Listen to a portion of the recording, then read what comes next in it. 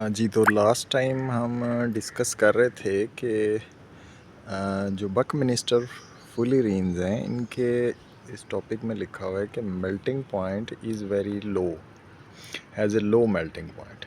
फुलिरीन C60 has a low melting point. तो ये मुझे थोड़ा सा ज़हन में था, तो मैंने कहा मैं कंफर्म कर लूँ, फिर मैं आपसे बात करता हूँ। तो इसको नेट पे जब मैंने सर्च किया और मुख्तलिफ़ जगहों से जाके इसको कंफर्म किया, तो पता चला कि ये मेल्ट नहीं होती। ये ज़्यादातर जो डायमंड और ग्रेफाइट और बकमिनिस्टर फुलिरीन्स, इनको जब हीट करते हैं तो ये डायरेक्टली सब्लिमेट करते हैं, यानी सॉलिड से लिक्विड में नहीं जाते, बल्कि गैस फॉर्म में शिफ्ट हो जाते हैं, चेंज हो जाते हैं। और जो ख़ास तौर पे बकमिनिस्टर फुलिरीन है, ये तो डीकम्पोज हो जाती है, यानी टूट जाती है। टूट के तो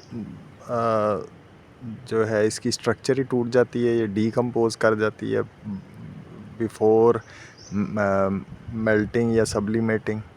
और जब इसको फर्दर हीट करेंगे तो ये सब्लिमेट कर देगी। तो इसका जो टेम्परेचर है जिस तक ये बर्दाश्त कर सकती है, तो ये है 280 डिग्री सेल्सियस, और 500 से 600 डिग्री सेल्सियस के दरमियान ये सब्लिमेट कर जाती है, यानी सॉलिड से डायरेक्टली गैस में कन्वर्ट हो जाती है। अब इसको लो क्यों कहा उसने?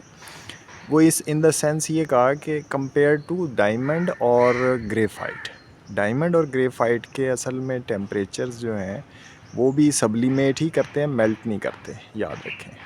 एट एटमॉस्फेरिक प्रेशर, यानी जिस प्रेशर पे हम दुनिया में रहते हैं, ये 1 एटमॉस्फेरिक प्रेशर होता है। इस प्रेशर पर जब आप इसको हीट करेंगे, डायमंड को और ग्रेफाइट को, तो ये जो है ये मेल्ट नहीं करेंगे, बल्कि डायरेक्टली सब्लिमेट कर देंगे। लेकिन वो भी किस टेम्परेचर पे जाके? वो 3500 और 3600 टेम्परेचर के करीब जाके।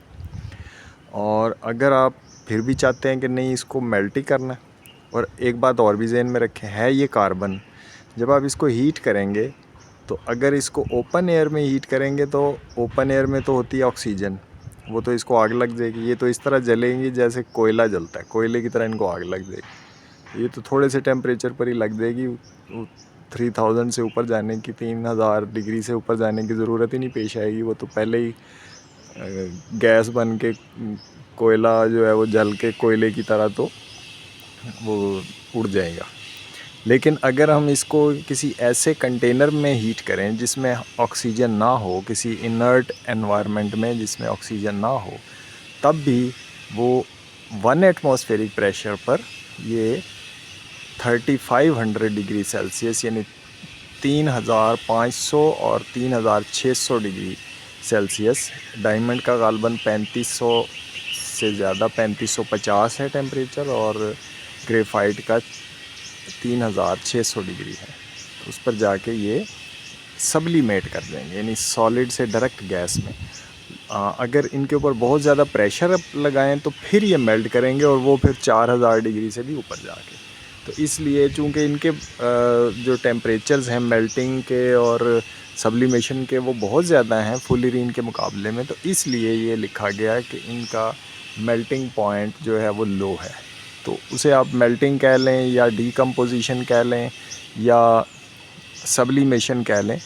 तो कंडीशंस मैंने आपको बता दी, किस कंडीशन पे सब्लिमेशन होगी, किस कंडीशन पे वो डीकम्पोज कर जाएगी फुलिरीन, और किस कंडीशन पे मेल्ट करेंगी। ठीक है, तो हाई टेम्परेचर हो, हाई प्रेशर हो, तब जाके, और in the absence of air, तब इनकी मेल्टिंग होगी।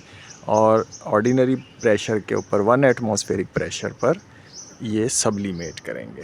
ठीक हो गया जी। तो ये बात तो यहाँ पर ख़त्म हो जाती है। इसके बाद हम अगली वीडियो में नेक्स्ट टॉपिक शुरू करते हैं।